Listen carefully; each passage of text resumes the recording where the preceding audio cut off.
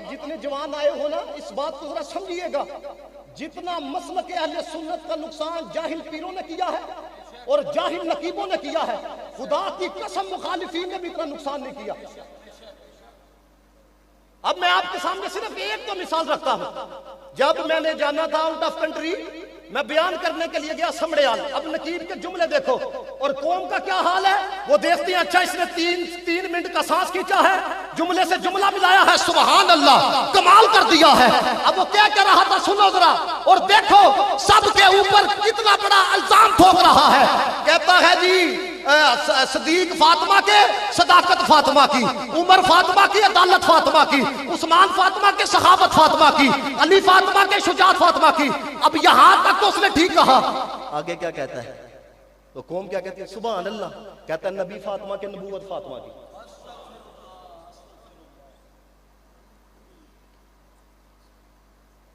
और कौम का क्या है, अगर मैं आपको चुकन्ना ना करता आपने भी कह देना था सुभान अल्लाह। अल्लाह के बंदों समझो इस चीज को, ये स्टेज हमारा है, यहां पे वो आके कलाम करे जो मसलक आला हजरत फाजर बरेलवी रहमतुल्लाह तआला अलैह की सोच रखने वाला है। देखो आला हजरत ने क्या कहा, आला हजरत फाजर बरेलवी ने कहा अहले सुन्नत का है बेड़ा पार, असहाबे रसूल नो है और इतरत है रसूलुल्लाह की। फरमाया दोनों का दामन है, इंशाअल्लाह बेड़ा पार हो ही जाना गया है। आला हजरत आला हजरत आला,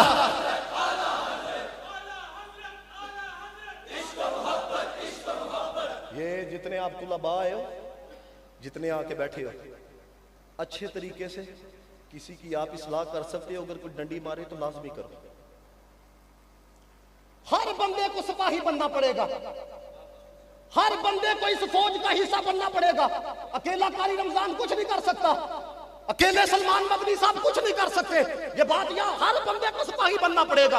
ये पिछले दिनों एक नकाबत कर रहा है, देखो अंदाज देखो जरा, कहता क्या है, कहता जी दो गिरोह थे, एक यजीदी था एक हुसैनी था, ठीक है जी। कहता उधर भी नमाज थी इधर भी नमाज थी, उधर भी कुरान था इधर भी कुरान था। कहता है उधर भी सजदे किए जा रहे थे इधर भी सजदे किए जा रहे थे। आखिर में डंडी क्या मारता है, कहता है उधर भी सहाबा थे इधर भी सहाबा था। एक बंदा खड़ा हो गया, इसकी एक को थोड़ी सी खत्म कर दो। बंदे ने खड़ा होके क्या दास्ते सही यजीद दे लश्कर दे अंदर केड़ा सहाबी सी, कोई ना ते दस। ना नहीं कहता मेरे मुंह से निकल गया था, तुम्हारे मुंह से नहीं निकलता। अब हम भी स्टेजों पे जाते हैं, हमें भी पता लग गया है कि हजरत वाला किस तरह राष्ट्रीयत को प्रमोट किया जा रहा है। मैं आप सबको ये कह रहा हूं, हर बंदा सिपाही बने, नहीं तो याद रखना नबी पाक के सामने कौन सा चेहरा लेके जाओगे। आल की इज्जत की बात आए फिर भी सिपाही बनो, असहाब की इज्जत की बात आए फिर भी सिपाही बनो। अब जब उसे पूछा गया कौन सा सहाबी था, वो जी मेरे मुंह से निकल गया था।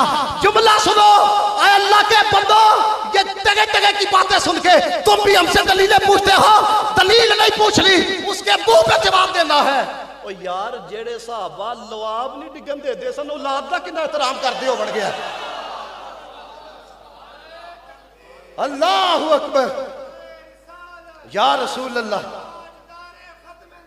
जिंदा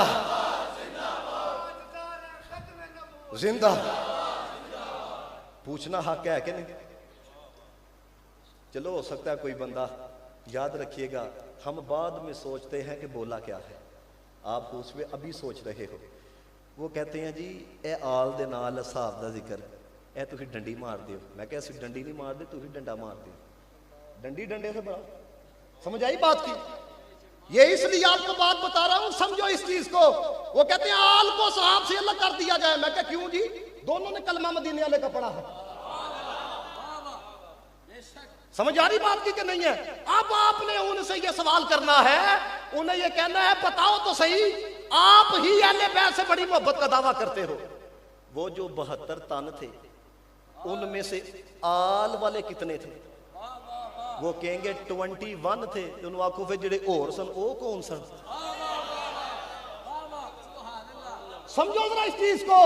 उसे पूछो, सवाल करो, ऐबी नाज़रत वाला सुन के आ जाया करो, उसे ये सवाल करो, उसे कहो तुम कहते हो आल के साथ साहब का जिक्र जिक्र नहीं करना, उसे कोई ये बताओ 21 थे अहले बैत अतहार, बकिया कौन थे?